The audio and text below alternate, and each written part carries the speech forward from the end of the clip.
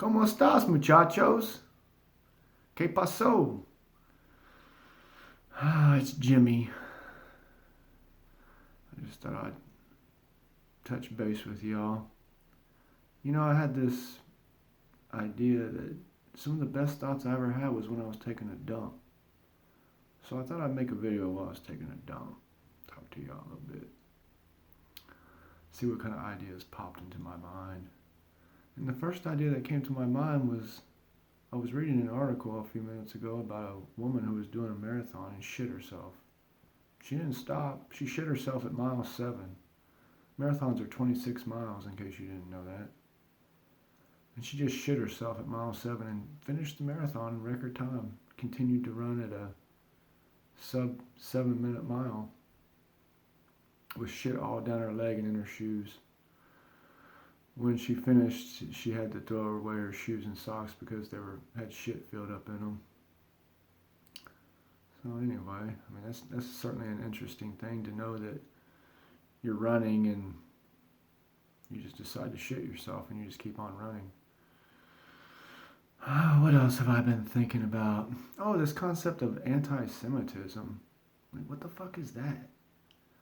Like, Trump said that he's upset that Jews don't control Congress anymore, or Israel doesn't control Congress anymore. Are Jews and Israel the same thing?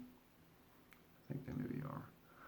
But upset that Israel doesn't control Congress anymore like they used to. And the Jews of the ADL, Jonathan Greenblatt, is mad at Trump and said that that's an anti-Semitic trope. What the fuck does that mean? See, we've entered this age of like wordism, where like these progressives just use these words as if they're like sticks or something. They're like they've replaced like the proverbial sticks and stones. So like in the past, like we were kind of raised and brought up to think that, well, sticks and stones may break my bones, but words will never hurt me. And now it's the left or the progressives have totally flipped that. Now it's words do hurt and sticks and stones aren't. And they're the equivalent of sticks and stones now. So it's like sticks, stones, and words. They're all the same thing. So we've entered into this like abstraction, this nuanced, abstractive state of mind where feelings control everything. Like everything's a social construct, and except for feelings. Feelings aren't a social construct, though.